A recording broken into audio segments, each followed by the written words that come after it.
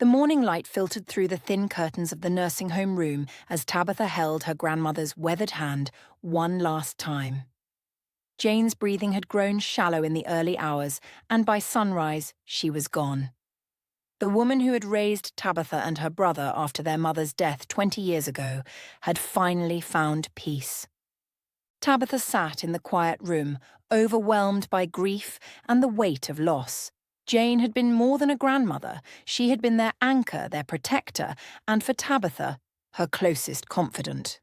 The steady beeping of machines had been replaced by an unbearable silence that seemed to echo through her chest. She barely noticed when her brother Colin arrived 2 hours later, his expensive suit wrinkled from travel and his expression more inconvenienced than sorrowful. He glanced briefly at Jane's still form before turning his attention to Tabitha. "So, how long has she been?" Colin asked, checking his watch. "About 2 hours," Tabitha replied quietly, not looking up from where she sat beside the bed. Colin nodded curtly and pulled out his phone. "I need to call work. This trip is already costing me a fortune." He paused, then looked at Tabitha with calculating eyes. "Speaking of costs, are we splitting the funeral expenses? Or are you handling everything?" "I mean, you were the one living off her pension all these years."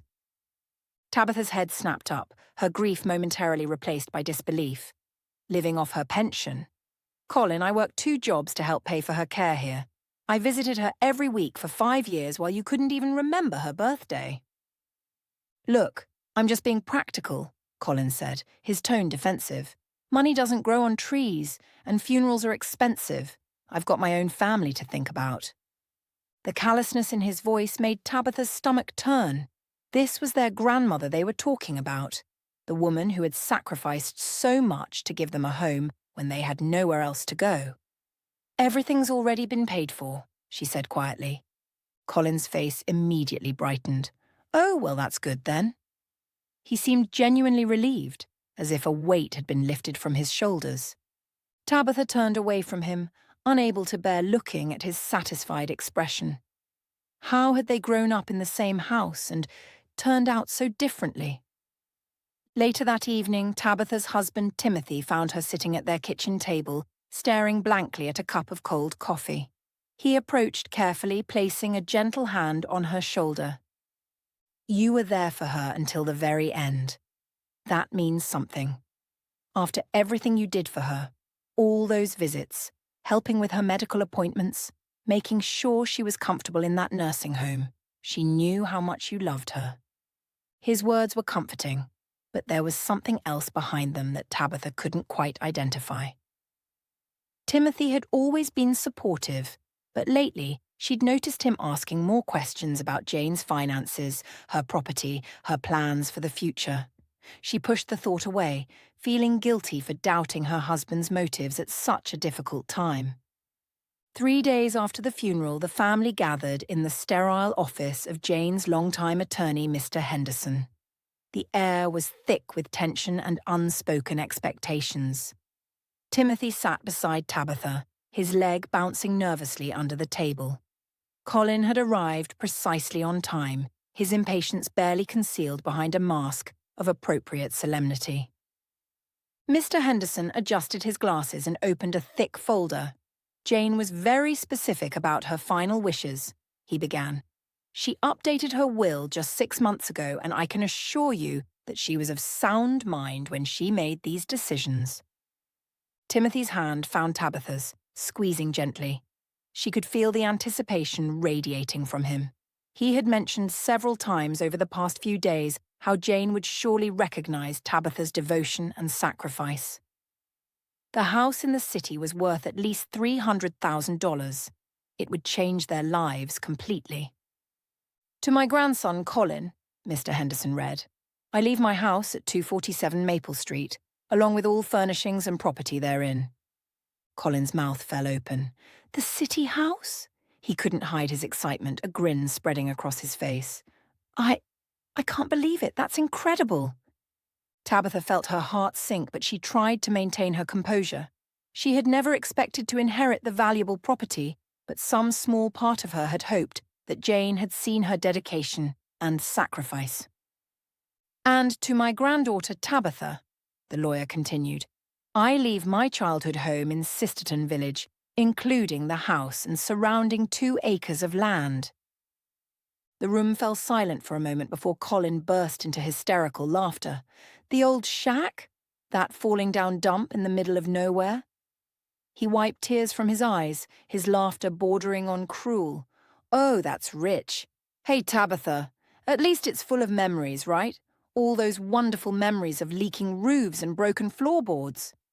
Timothy's face had gone red with fury. He stood abruptly, pointing an accusing finger at the lawyer. "This is ridiculous. There has to be some mistake. Tabitha was the one who took care of Jane for years. She deserves more than some worthless old house that's probably condemned." Mr. Henderson remained calm, his voice steady. "I understand your disappointment, Mr. Walsh, but I cannot change the final wishes of the deceased. Jane was very clear about her intentions." "This is garbage," Timothy shouted, now turning his anger toward Colin. "You selfish piece of work. You didn't even visit her in the nursing home. You couldn't be bothered to call on her birthday or Christmas, but somehow you get the valuable property." Colin's laughter had subsided, replaced by defensive anger. "Hey, don't blame me for Grandma's decisions. Maybe she finally realized that I'm the one with business sense, the one who can actually make something of an inheritance." "Business sense?" Timothy's voice rose another octave. "You mean the sense to abandon an old woman when she couldn't walk anymore?" The argument continued to escalate, but Tabitha barely heard it. She stared at the legal documents in front of her, trying to process what had just happened. But as her husband and brother continued to shout at each other, Tabitha found herself thinking not about the monetary value of her inheritance, but about the woman who had left it to her. Jane had always been deliberate in her choices, never acting without careful consideration. Maybe there was more to this decision than anyone realized. Tabitha watched the heated argument unfold before her as if she were observing a scene from someone else's life. Timothy's face had turned an alarming shade of red as he jabbed his finger in Colin's direction, while her brother stood with his arms crossed, a smug smile playing at the corners of his mouth. The irony of the situation wasn't lost on her. If anyone had the right to be angry about the inheritance, it should have been her. She was the one who had held Jane's hand through countless medical appointments, who had advocated for better care when the nursing home staff seemed indifferent, who had spent her savings on small comforts to make Jane's final years more bearable. But as she sat there listening to their voices rise and fall in accusation and defense, Tabitha found herself oddly detached from their fury. The disappointment was there, certainly, yet underneath it all was something else. A quiet acceptance that this was simply who Jane had been, deliberate, mysterious, and often impossible to understand. Jane had never been one to explain her decisions or justify her actions to anyone. Such was her grandmother, Tabitha thought to herself, using the phrase Jane had often employed when discussing the eccentricities of their long-dead great-grandmother. Despite her confusion and disappointment, Tabitha felt a familiar warmth of gratitude wash over her. Jane had taken them in when they had nowhere else to go, had fed and clothed them, had stayed up nights when they were sick, had celebrated their achievements and comforted them through their failures. She had given them something invaluable, a home, stability, and unconditional love during the most vulnerable years of their lives. Colin, on the other hand, had never seemed to appreciate any of it. Even as a child, he had been perpetually dissatisfied, always looking for someone to blame for whatever was lacking in his life. Their absent father had become his favourite scapegoat, the phantom figure onto whom he could project all his resentments and disappointments. As the argument between Timothy and Colin began to wind down, both men apparently exhausted by their own indignation, Colin gathered his papers with exaggerated satisfaction. He straightened his tie and smoothed his hair, as if preparing for a victory lap. "Well, I guess that settles it," he said, his voice dripping with false magnanimity. "Don't worry, Tabitha. I'm sure you'll find some use for that old place. His laugh was sharp and condescending. Congratulations, Colin, she said quietly, her voice steady despite the turmoil in her chest. I hope the house brings you happiness. Her brother looked momentarily surprised by her gracious response, as if he had been expecting more of a fight. For just a moment, his triumphant expression flickered, and Tabitha caught a glimpse of something that might have been guilt or uncertainty. But it passed quickly, replaced by his familiar mask of self-satisfaction. Within minutes, Colin had left the lawyer's office, practically bouncing with joy as he headed to his car. Through the window, Tabitha watched him pull out his phone, no doubt calling his wife to share the good news. He drove away without looking back, leaving Tabitha and Timothy to face the reality of their unexpected inheritance. The silence in the car during the first half of the drive home was suffocating.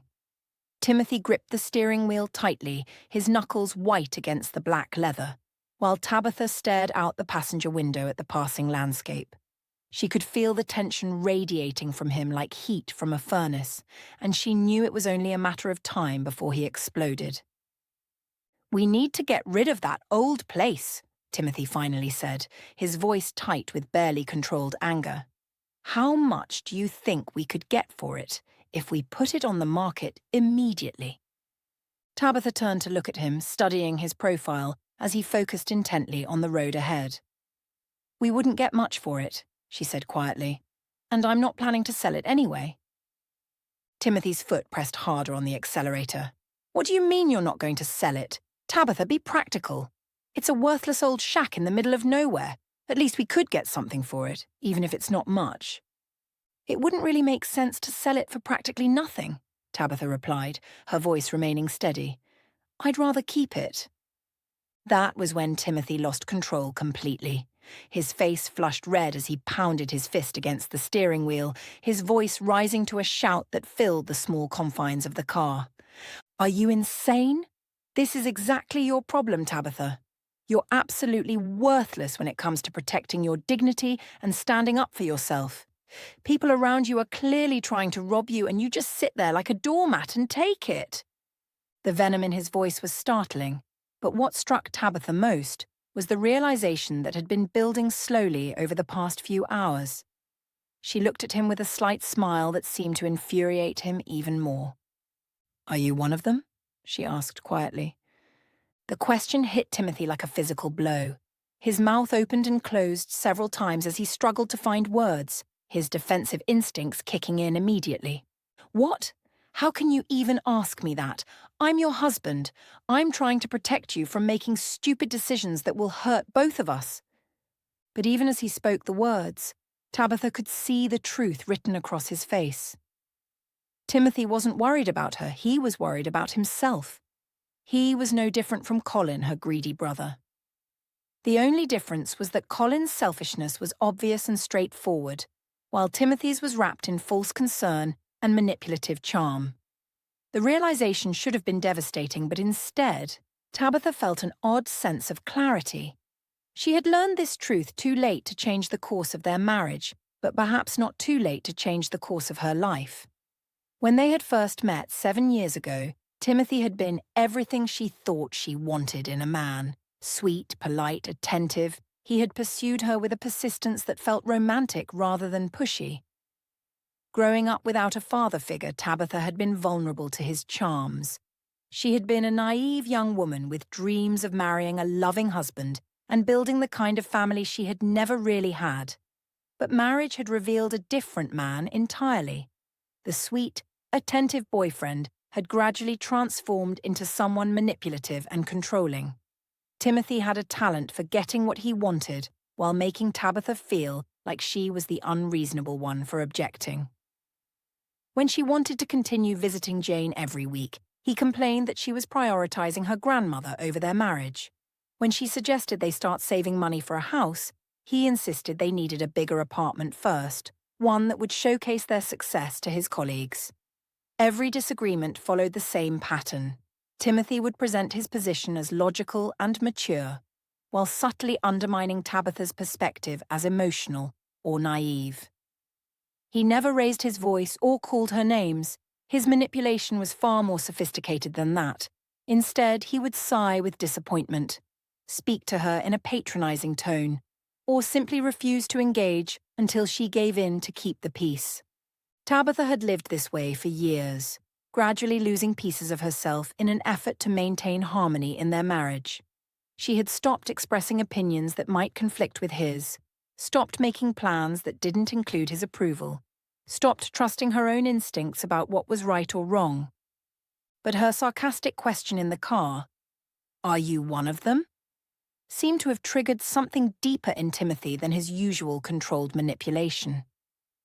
For the first time since they had been married, Tabitha had dared to directly challenge his motives, and he couldn't handle it. When they arrived home, the argument that had begun in the car exploded into something far more vicious. Timothy paced around their small living room like a caged animal, his voice rising with each accusation. "You're pathetic!" he shouted. "You let your brother walk all over you. You let that lawyer dismiss you like you're nobody, and now you want to hold on to some worthless piece of property out of some misguided sense of sentimentality." "It's not about the money, Timothy," Tabitha tried to explain.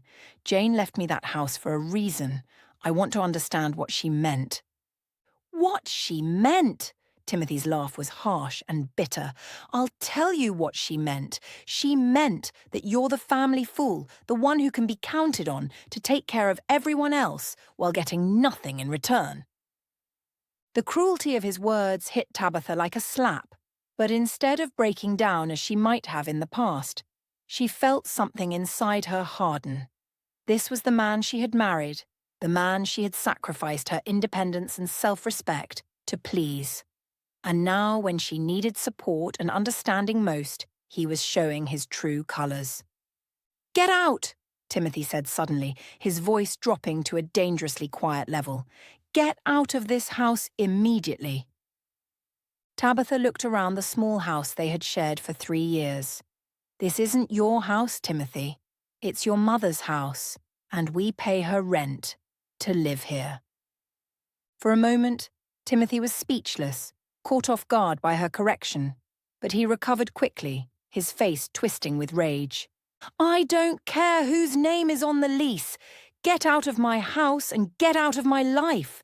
I'm done with your stupidity and your pathetic inability to stand up for yourself." The irony of his accusation wasn't lost on Tabitha. He was screaming at her for not standing up for herself, while simultaneously trying to bully her into submission. But for the first time in years, she felt no desire to argue or defend herself. She simply nodded and walked toward their bedroom to gather her things.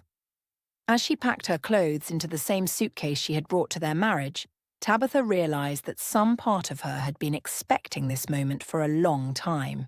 Jane's passing had simply been the catalyst that revealed what their relationship really was. Not a partnership built on love and mutual respect, but a power dynamic that had finally reached its breaking point. She thought about her grandmother as she folded her clothes and collected her few personal belongings. Jane had lived through a depression, a world war, the death of her husband, and the responsibility of raising 2 grandchildren after losing her daughter. Through it all, she had maintained a philosophy that Tabitha was only now beginning to truly understand. "Life is too short for collecting material wealth," Jane had often said. "You should enjoy what you have, do good deeds when you can, and not feel bad when you meet your Lord." Timothy had fallen silent by the time Tabitha emerged from the bedroom with her packed suitcase. He stood in the kitchen with his back to her, his shoulders rigid with anger and wounded pride. Tabitha stood there for a moment, waiting for him to say something, an apology, a plea for her to stay, even another insult. But the silence stretched on, and she realized there was nothing left to say. She walked to the front door, paused with her hand on the doorknob, and looked back at the house that had been her home for 3 years. It struck her that she felt no sadness about leaving, no regret about the end of her marriage. Instead, she felt something she hadn't experienced in a very long time: freedom. The fluorescent lights of the roadside motel flickered intermittently throughout the night, casting strange shadows on the yellowed walls of Tabitha's small room. She had slept fitfully, her mind churning with thoughts of Timothy's harsh words, Colin's mocking laughter, and the mysterious inheritance that now represented her only refuge. When morning came, she felt more tired than when she had gone to bed, but also strangely determined. After a quick breakfast of vending machine coffee and stale pastries, Tabitha made her way to the bus station. The bus ride took nearly 4 hours, winding through countryside that gradually shifted from suburban sprawl to rolling farmland, and finally to the kind of small-town landscape that seemed frozen in time. Tabitha pressed her face to the window as familiar sights began to emerge from her childhood memories. The old grain elevator that had been abandoned for decades, the creek that curved alongside the highway, the weathered billboard advertising a long-closed diner. Sisterton Village appeared around a bend in the road like something from a nostalgic postcard. The main street was lined with modest houses, their front porches adorned with hanging flower baskets and American flags. A few small businesses occupied the town centre, a general store, a post office, a cafe that looked like it hadn't been updated since the 1970s. Everything moved at a pace that seemed impossibly slow compared to the city life Tabitha had grown accustomed to. She remembered being 7 years old, racing her bicycle down these same streets while Jane called after her to be careful. She could almost hear the echo of her own laughter as she and Colin had played hide-and-seek among the tall oak trees that still lined the residential blocks. There was the house where old Mr. Peterson used to live, the man who always had peppermints in his pocket for visiting children. There was the corner where she had fallen off her bike and scraped her knee, crying until Jane appeared with bandages and gentle words. It struck her how quiet the town was now compared to her childhood memories. Fewer children played in the yards, fewer neighbours sat on their front porches, fewer cars moved along the streets. Time seemed to have passed Sisterton Village by, leaving it preserved but somehow diminished. When she finally reached 412 Birch Street, Tabitha stopped on the sidewalk and stared at the house that was now hers. It looked smaller than she remembered, but then again, most childhood places did when revisited through adult eyes. The white paint was peeling in places, and the front porch sagged slightly on one side. The yard was overgrown with weeds and volunteer saplings, and several shutters hung askew from their hinges. But despite its obvious neglect, the house retained a certain dignity, the kind of sturdy, no-nonsense architecture that had been built to last. The bones were good, as Jane might have said. It just needed someone to care for it again. Tabitha climbed the 3 steps to the front porch, her footsteps echoing hollowly on the weathered boards. The key was exactly where it had always been, under the faded welcome mat that Jane had placed there decades ago. Some things, it seemed, never changed. The front door opened with a creak that transported her instantly back to childhood. She stepped inside and was immediately hit by the musty smell of a house that had been closed up too long. Dust particles danced in the shafts of afternoon sunlight that filtered through the grimy windows, and everything was covered in a fine layer of grey dust that spoke of years of neglect. The living room looked like a museum exhibit of her grandmother's life. The same floral-patterned sofa sat against the far wall, now faded and worn. Jane's rocking chair occupied its usual spot by the window. The old upright piano that Tabitha had attempted to learn on still stood in the corner, its ivory keys yellowed with age. She moved through the house slowly, reacquainting herself with each room. The kitchen retained its vintage charm, with checkered linoleum floors and white metal cabinets that had probably been installed in the 1950s. The bathroom featured the same clawfoot tub where Jane used to bathe her and Colin when they were small. The 2 bedrooms upstairs were exactly as she remembered them, one that had been Jane's and the smaller one that she and Colin had shared during their visits. But it was cold, bone-deep cold that seemed to seep through the walls and settle in her joints. As evening approached and the temperature began to drop, Tabitha realized She would need to get some heat going if she was going to spend the night here. She made her way to the basement, where the old furnace crouched like a sleeping metal beast. It looked ancient and somewhat intimidating, but she remembered Jane firing it up during their childhood visits. The problem was, she would need firewood, and she had no idea if any remained on the property. The backyard was even more overgrown than the front, with tall grass and brambles that had taken over what once had been Jane's vegetable garden. Tabitha picked her way through the jungle of weeds, searching for any sign of a woodpile or storage shed. She was so focused on her search that she nearly jumped out of her skin when a small voice piped up behind her. "Hey, what are you doing there? Are you a robber?" Tabitha spun around to find herself facing a little boy who couldn't have been more than 5 years old. He stood with his hands on his hips, his chin thrust out defiantly, trying his best to look fierce despite his diminutive size. His dark hair was tousled, and his jeans were grass-stained at the knees, suggesting he had been playing outside before encountering this potential intruder. Despite her surprise, Tabitha couldn't help but smile at his brave attempt to protect the property. "No, I'm not trying to rob the house," she said gently. "I'm the new person who lives here now." The boy's eyes narrowed suspiciously. "That's not true. My grandma said Mrs. Wilson asked us to watch the house while she was away. She didn't say anything about any new people moving in." "Mrs. Wilson was my grandmother," Tabitha explained, crouching down to be at eye level with the child. "When I was little, I used to live in this house too. My grandma passed away recently and she left the house to me." The boy studied her face carefully, as if trying to determine whether she was telling the truth. After a long moment, his defensive posture relaxed slightly. "She died?" he asked, his voice softer now. "Yes, she did. A few days ago." "That's sad," the boy said with the simple honesty that children possess. "The house is really cold," Tabitha said. "I was looking for some firewood so I could start the furnace. Do you know if there's any around here?" The mention of firewood seemed to galvanize the boy into action. "I'm Johnny," he announced, as if proper introductions were necessary before proceeding further. "I live right there." He pointed to a modest house next door that Tabitha could just make out through the overgrown hedge. "I'm Tabitha. It's nice to meet you, Johnny." "Wait here," Johnny commanded, then turned and raced toward his house with the boundless energy of childhood. Within minutes he was back, struggling to carry an armload of split logs that seemed almost as big as he was. His face was red with exertion, but he was clearly proud of his contribution to the effort. "These should work," he announced, dropping the wood with a satisfying thump. Without waiting for thanks or instruction, he marched toward the back door. "Where's the furnace?" "I know how to help with fires. My dad taught me."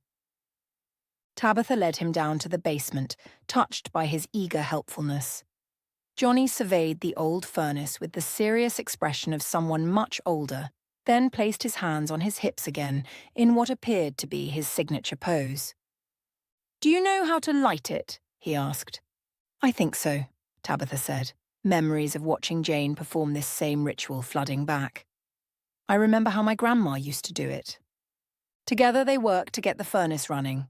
Johnny proved to be an excellent assistant, handing her kindling when she needed it and watching intently as she adjusted the dampers and vents. When the first flames began to lick at the wood and the furnace rumbled to life, Johnny clapped his hands in delight. "We did it," he exclaimed. The warmth from the newly lit furnace had just begun to chase the chill from the old house when a firm knock echoed through the front door. Johnny's head snapped up from where he had been proudly examining their handiwork in the basement. "That's probably Grandma Monica," he said, suddenly looking a bit sheepish. "I was supposed to be home before dark." Tabitha followed him upstairs and opened the front door to find an elderly woman leaning heavily on a wooden cane. Despite her obvious need for support, she carried herself with dignity, her silver hair neatly pinned back and her weathered cardigan buttoned precisely to the top. "Johnny Patrick Murphy, what have I told you about wandering off without telling me where you're going?" Monica's voice carried the loving but firm tone that grandmothers had perfected over generations. "I'm sorry, Grandma," Johnny said, though his excitement quickly overcame his contrition. "But I helped the new lady start the furnace. We got it working and everything." Monica's sharp eyes shifted from her grandson to Tabitha, taking in her appearance with the quick assessment of someone who had learned to judge character over many decades. "I saw the smoke coming from the chimney and figured someone must have finally come to this old place. When I couldn't find this little rascal anywhere, I had my suspicions." "I'm Tabitha," she said, extending her hand, "and Johnny was absolutely wonderful. I never would have managed to get the heat going without his help." Monica's expression softened as she shook Tabitha's hand with a grip that was surprisingly strong. "Monica Sullivan. And you're right about this one being a good helper, though he does have a tendency to be a bit too trusting with strangers." She ruffled Johnny's hair affectionately. "His daddy would have my hide if he knew I let him wander off to help someone I'd never met." "Johnny mentioned his father works on an oil rig," Tabitha asked. "That's right. My son Pat comes home every 2 weeks when his rotation ends. Good money, but hard work, and it's tough on the boy not having his dad around more." Monica's eyes grew distant for a moment before focusing back on Tabitha. "I don't mean to pry, but are you family of Jane's? We wondered what would happen to this place after she moved away." "She was my grandmother," Tabitha replied. "She passed away last week and left me the house." Monica's face immediately creased with genuine sorrow. "Oh, my dear, I'm so sorry for your loss. Jane was such a wonderful woman. We only knew her for a few years before she moved to the city, but she was the best neighbour we could have asked for." Over the next hour, as Johnny played contentedly in the living room, Tabitha and Monica sat at Jane's kitchen table sharing stories. Monica told her about how the Sullivan family had moved to Sisterton Village 5 years ago when Pat had lost his job at the factory in the next town over. They had been struggling to make ends meet when Jane had welcomed them with open arms, bringing casseroles when Monica was recovering from hip surgery and offering to watch Johnny when emergencies arose. A week passed in a blur of cleaning, organising, and slowly making the old house livable again. Tabitha had managed to get the electricity turned on and had spent her meagre savings on basic groceries and cleaning supplies. The work was exhausting, but oddly satisfying. Each room she reclaimed from dust and neglect felt like a small victory. She was hanging freshly washed curtains in the living room when she heard the rumble of a diesel engine outside. Through the window she watched as a battered pickup truck, its blue paint faded and its bumper held on with wire, pulled into Monica's driveway. Within minutes, Johnny came racing across the yard, his face lit up with pure joy. "Dad's home!" he shouted, launching himself into the arms of a tall, lean man who emerged from the truck.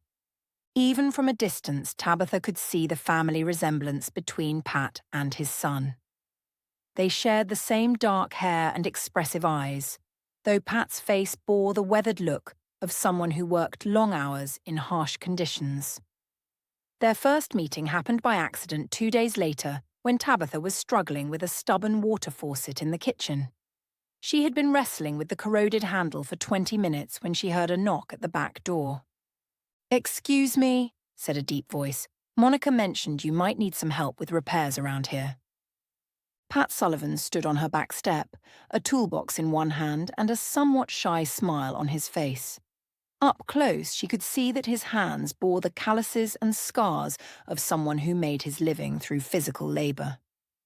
His frame was solid and muscular without an ounce of extra weight, the kind of build that came from years of demanding work rather than time spent in a gym. "That faucet giving you trouble?" he asked, nodding toward the kitchen. Within minutes, Pat had the old faucet working properly, his experienced hands quickly identifying and fixing the problem that had frustrated Tabitha all morning. "Your grandmother was something special," Pat said, tightening a final connection. "When we first moved here, we didn't know anyone. Money was tight, and Mom was still recovering from her surgery. Jane showed up at our door with an offer to help with whatever we needed." Over the following days, Pat became a regular presence around the house. Between his obligations to help Monica and spend time with Johnny, he seemed to find excuses to stop by and tackle various repair projects. He fixed loose floorboards, replaced broken window panes, and cleared years of debris from the gutters. As a gesture of gratitude for her neighbour's kindness and hard work, Tabitha decided to cook a proper dinner and invite the whole Sullivan family to share it. The dinner was a revelation. Seated around Jane's old dining table with Monica's gentle stories, Johnny's constant chatter, and Pat's quiet humour, Tabitha experienced something she hadn't felt in years: the warmth of genuine family connection.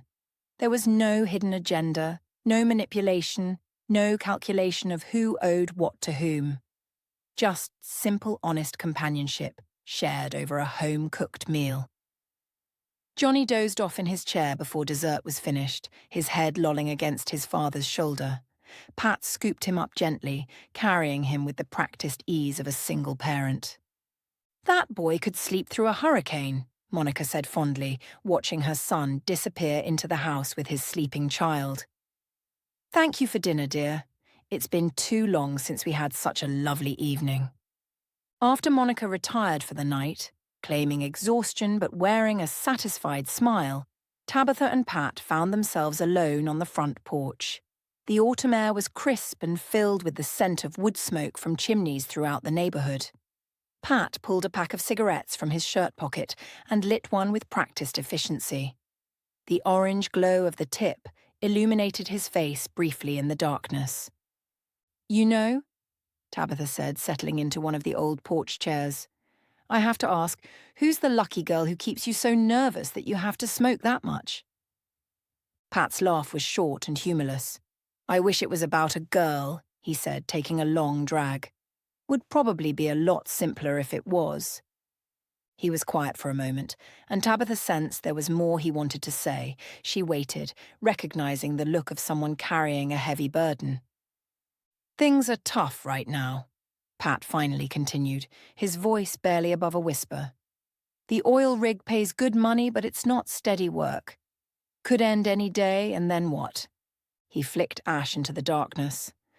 "Sometimes it feels like I'm one bad month away from losing everything we've worked for." The vulnerability in his admission surprised Tabitha. This was clearly a man who took pride in providing for his family, and admitting his fears couldn't have been easy. "I'm sorry," she said quietly. "That must be incredibly stressful." "It is what it is," Pat replied, though she could hear the weariness in his voice. "Just have to keep working and hope things get better."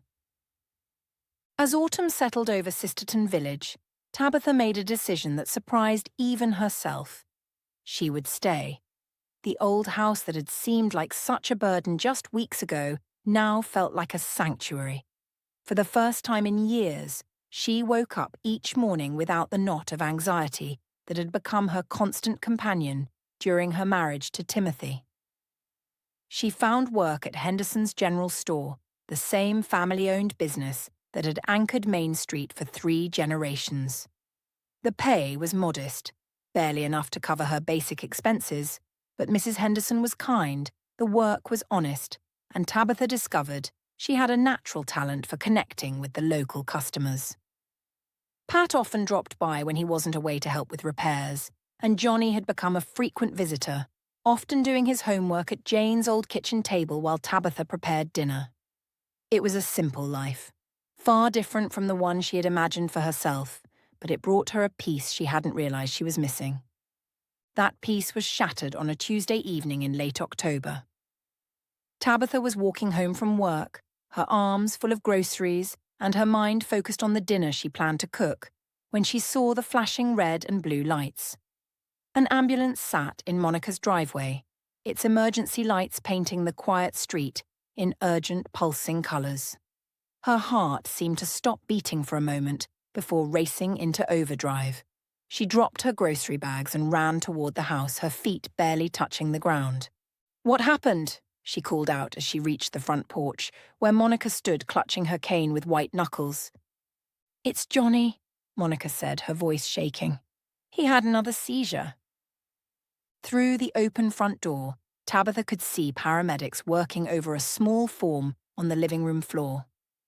Johnny lay unconscious, his face pale and his body frighteningly still. One paramedic was checking his vital signs while another prepared an IV line.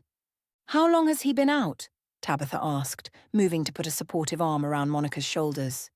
"About 10 minutes now," Monica replied, tears streaming down her weathered cheeks. "He was just playing with his toy cars, talking about his day at school, and then he just collapsed."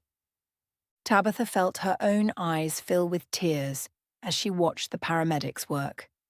Johnny looked so small and vulnerable lying there, nothing like the energetic, helpful little boy who had become such an important part of her daily life. "He hasn't had one in over a year," Monica continued, her voice barely above a whisper. "We were starting to hope. The doctors said he might be growing out of them." The sound of screeching tyres announced Pat's arrival. He must have broken every speed limit between the oil rig and home. He burst through the front door, his face a mask of terror and desperation. "How is he?" Pat demanded, dropping to his knees beside his son. "He's stable," one of the paramedics replied calmly. "But we need to get him to the hospital for observation. Has this happened before?" "Yes," Pat said, his voice cracking. "He has Dravet syndrome. His neurologist is Dr. Martinez at Children's Hospital." Tabitha had never heard of Dravet syndrome, but the way Pat said the words, with a mixture of familiarity and dread, told her everything she needed to know. This was not a one-time emergency. This was their reality. At the hospital, while Johnny was being examined and monitored, the full scope of the Sullivan family's burden became clear. Pat and Monica took turns explaining Johnny's condition to Tabitha as they sat in the sterile waiting room, their voices heavy with exhaustion and worry. Dravet syndrome was a rare form of epilepsy that typically began in infancy. The seizures were unpredictable and could be triggered by fever, stress, or sometimes nothing at all. "The medications help," Pat explained, running his hands through his hair. "But they're expensive. Really expensive. His treatment costs about $40,000 a year, and our insurance—" He laughed bitterly.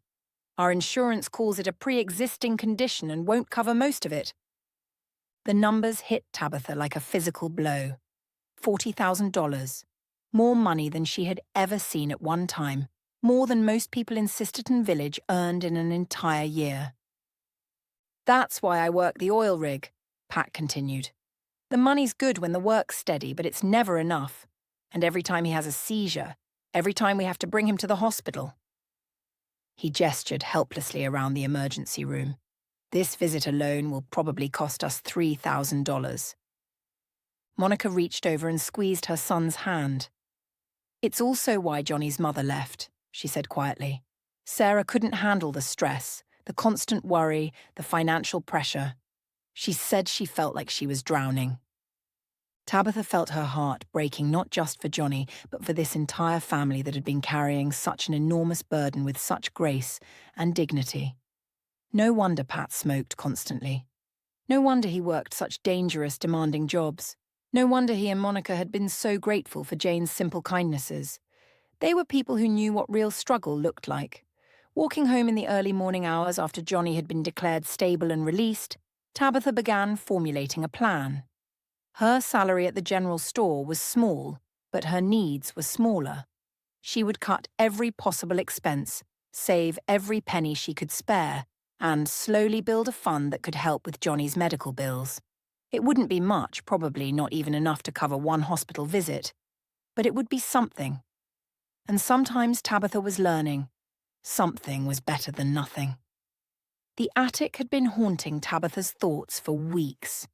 Every time she walked past the narrow door at the top of the stairs, she felt Jane's presence most strongly. But between working at the store, fixing up the house, and spending time with the Sullivans, she had found excuse after excuse to avoid climbing those creaky steps.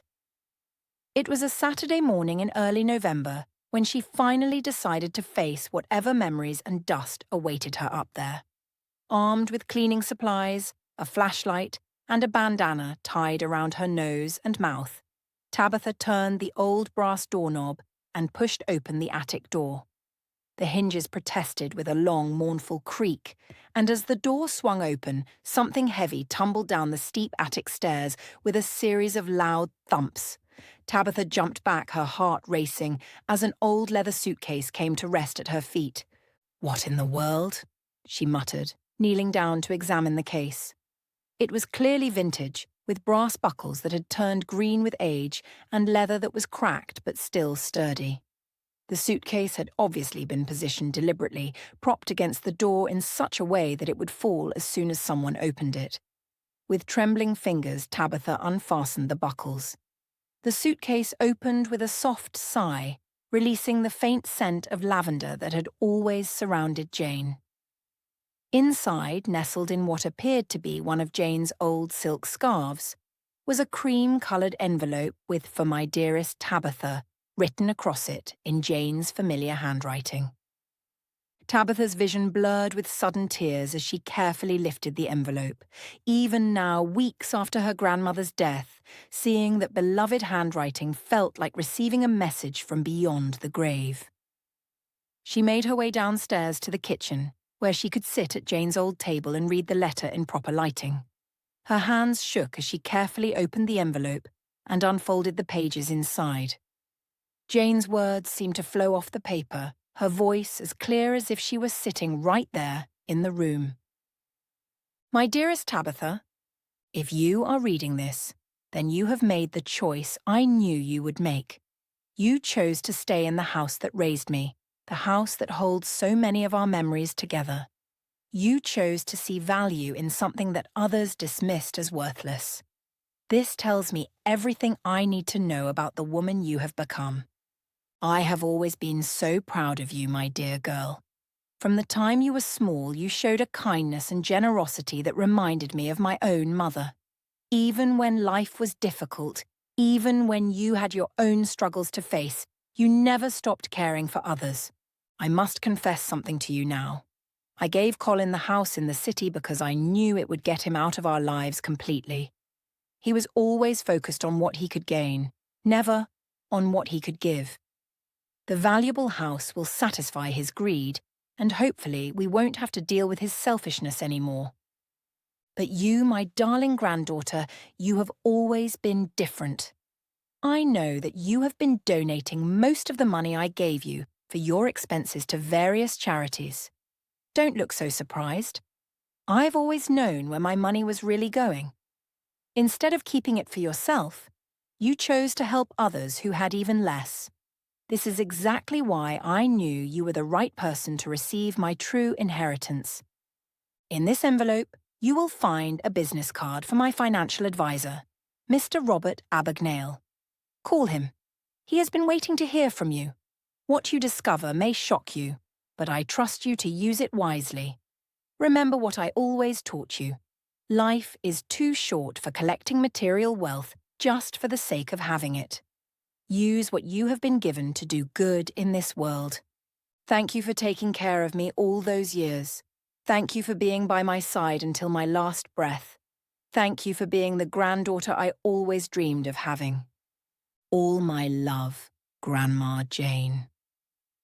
Tabitha read the letter 3 times before the words fully sank in. With shaking hands, she reached back into the envelope and pulled out a business card for Abagnale Financial Services.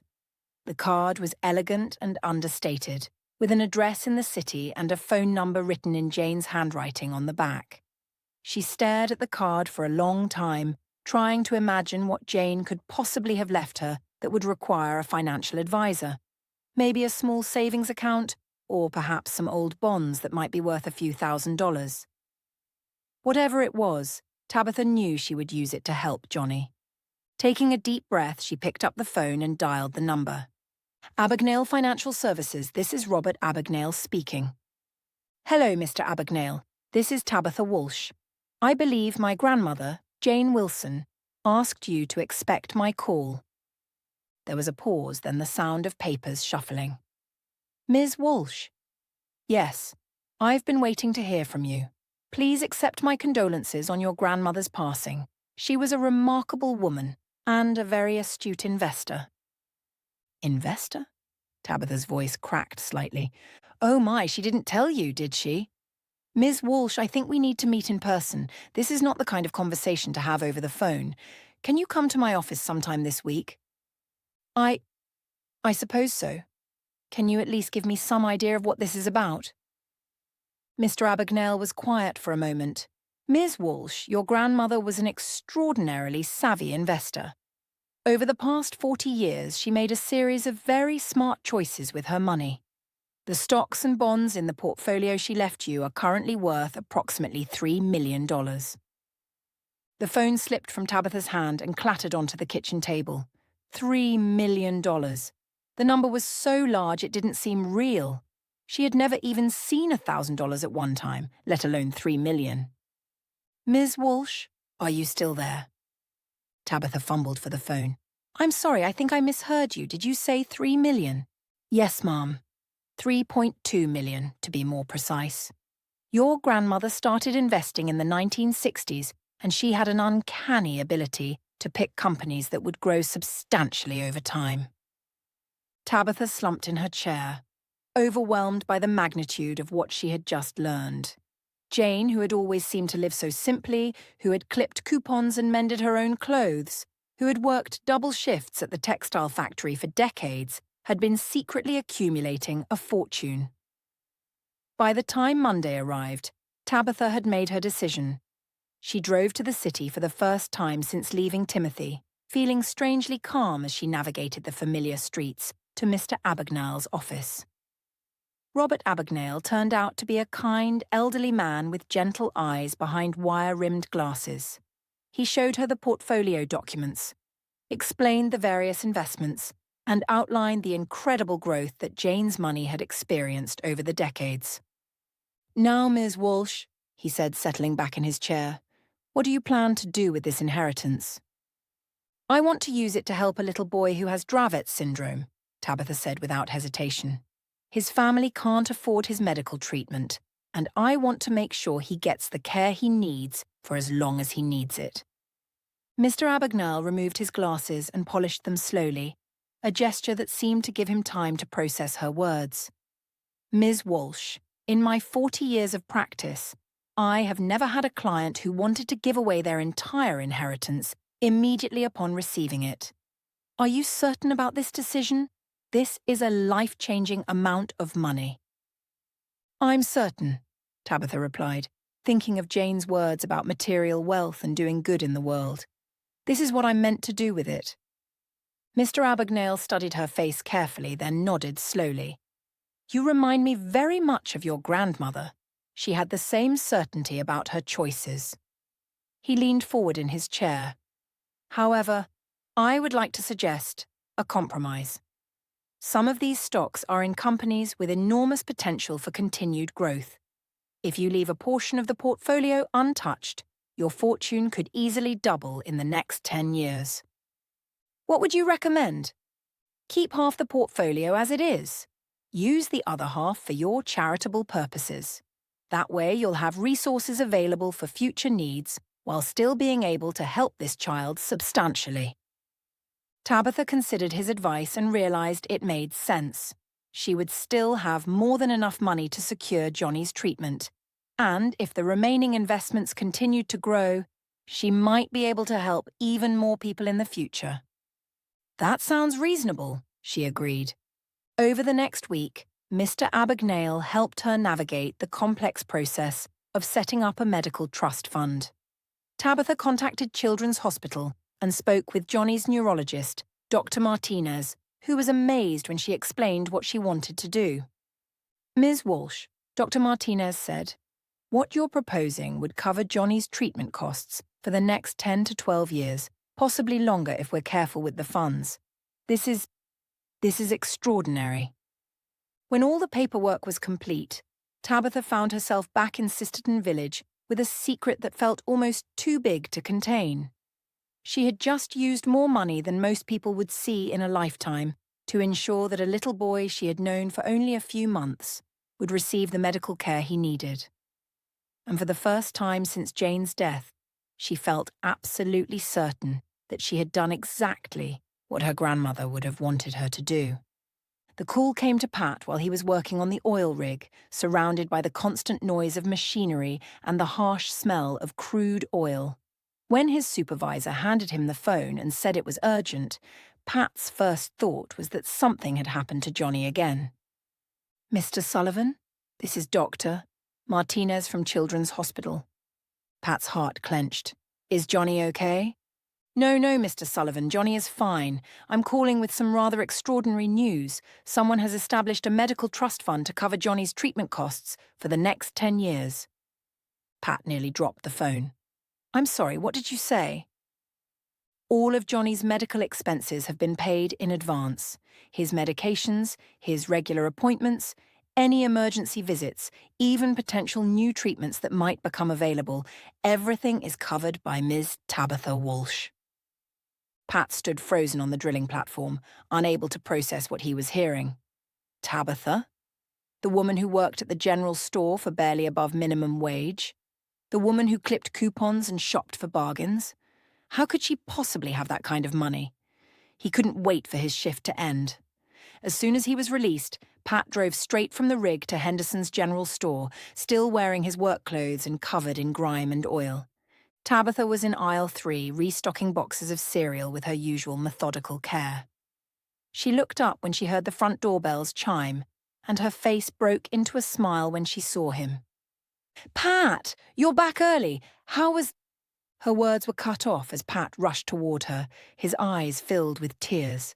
His calloused hands gripped her shoulders, and before she could react, he pulled her into the tightest hug she had ever received. "Why?" he whispered, his voice breaking. "Why did you do that?" Tabitha felt her own eyes fill with tears as she held him. Because a good father needs to be with his son, not working himself to death on an oil rig miles away.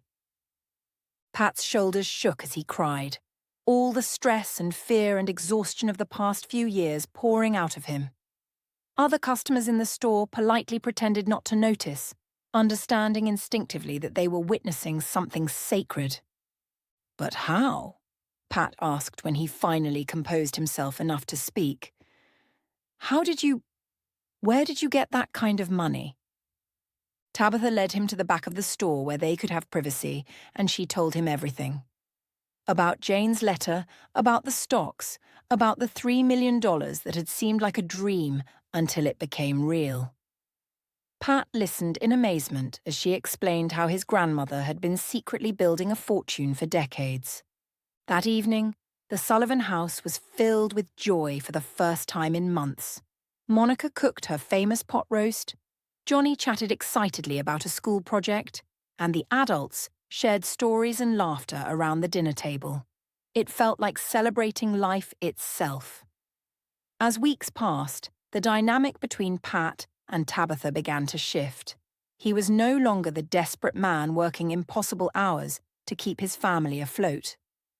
Without the crushing financial pressure, he could actually be present, helping Johnny with homework, spending time with Monica, and getting to know Tabitha as more than just a helpful neighbour. Their relationship developed slowly and naturally. Pat was nothing like Timothy.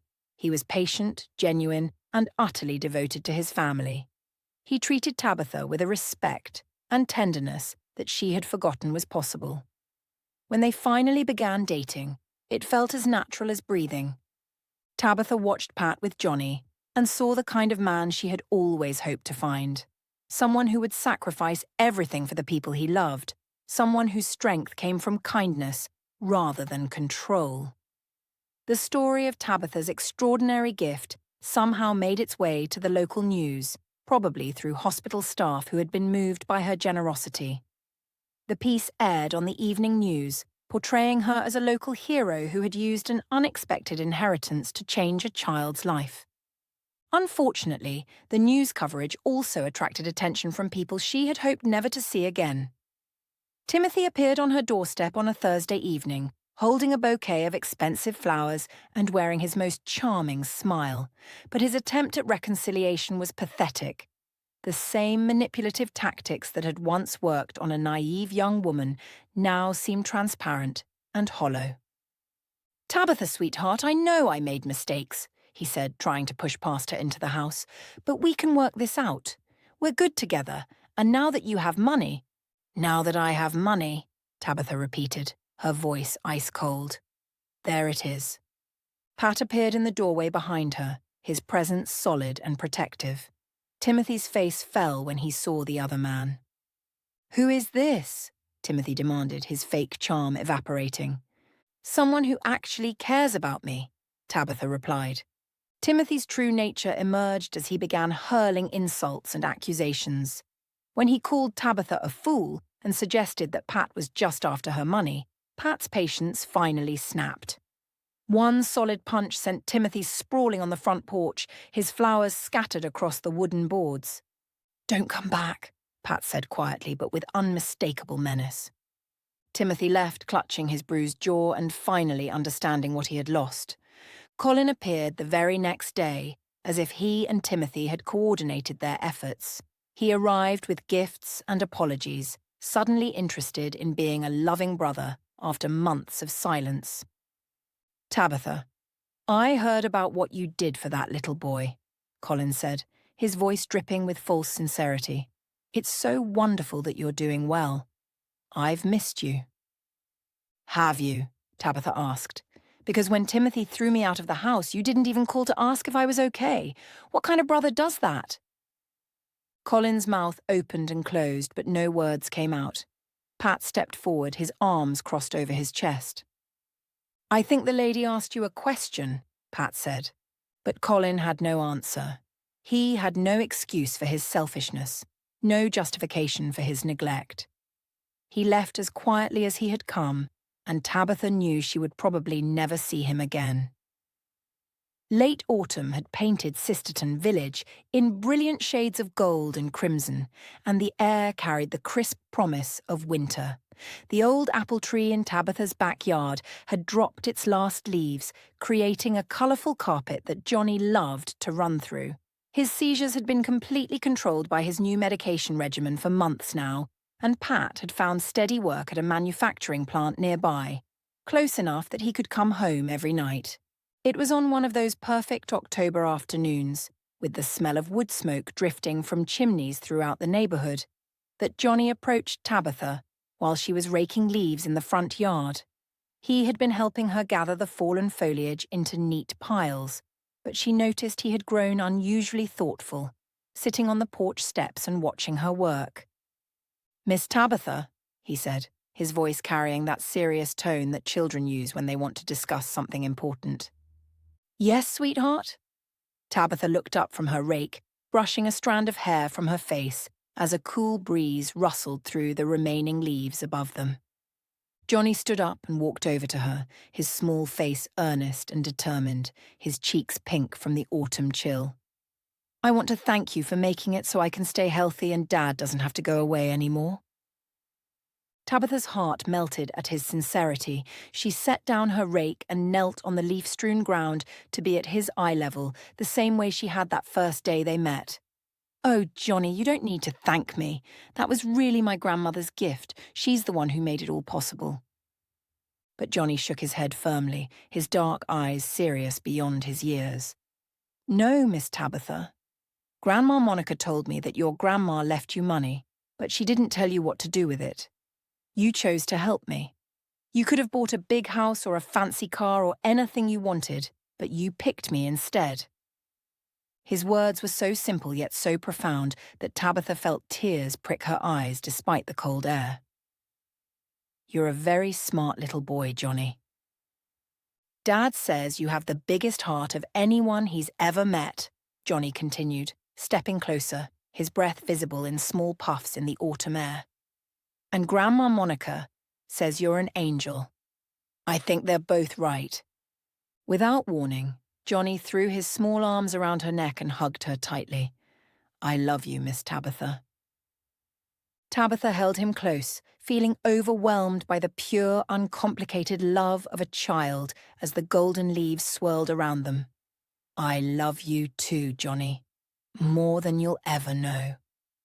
As the months had passed since that summer day when she'd changed their lives, their little family had grown stronger. Pat threw himself into his new job with the same dedication he had shown on the oil rig, but now his hard work had a different purpose. Instead of desperately trying to stay afloat financially, he was building towards something positive, a stable future for his son and the possibility of new dreams. He was home every evening to help Johnny with homework, to share dinner with Tabitha and Monica, and to simply be present in his son's life in a way that had never been possible before. Tabitha continued working at Henderson's general store, though she no longer needed the income. She had grown to love the daily interactions with her neighbours, the rhythm of small-town life, and the satisfaction of honest work. On a crisp evening in late November, as the first frost painted the windows and the smell of burning leaves filled the air, Pat suggested they take a walk after dinner. They bundled up in warm coats and strolled through the quiet streets, past the houses where neighbours had already begun decorating for the holidays, past the creek that would soon be edged with ice, and eventually to the small park at the centre of town. "You know," Pat said as they sat on a bench beneath the bare branches of an old oak tree, their breath forming clouds in the cold air, "a year ago, I thought my life was over." "And now?" Tabitha asked, taking his gloved hand in hers. "Now I wake up every morning grateful." He turned to face her, his expression serious but happy in the glow of the park's old-fashioned streetlights. "Johnny is healthy. I have work that I enjoy. Monica is thriving. And I have you." Pat reached into his coat pocket and pulled out a small velvet box. Tabitha's breath caught in her throat, creating a larger puff of vapour in the cold air, as he opened it to reveal a simple but beautiful engagement ring that sparkled under the streetlight. "Tabitha Walsh," he said, his voice steady despite the emotion in his eyes. "You saved my son's life. But more than that, you saved our whole family. You brought light back into our world when everything seemed dark. Will you marry me?" Tabitha looked at this good, honest man who had shown her what real love looked like. Not the manipulative charm of Timothy, but the steady, dependable devotion of someone who would stand by her through anything. She thought of Jane's letter, of the wisdom about using wealth to do good in the world, and realized that the greatest treasure she had received wasn't the money and the stocks. It was finding her place in this family. "Yes," she whispered, then louder, "yes, of course I'll marry you." As Pat slipped the ring onto her finger with hands that trembled slightly from cold and emotion, Tabitha heard the distant sound of Johnny's laughter carrying across the frosty evening air from their house, where he was probably helping Monica prepare hot chocolate for their return.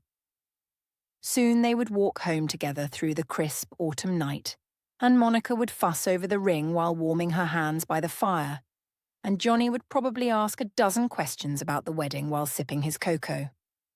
But for this moment, sitting beneath the bare oak tree in the park, where generations of Sisterton Village residents had shared their hopes and dreams, surrounded by the peaceful beauty of late autumn, Tabitha simply held Pat's hand and marvelled at how perfectly her life had turned out. Jane had been right all along. Life was too short for collecting material wealth. It was meant for collecting moments like this one, surrounded by people who loved you exactly as you were.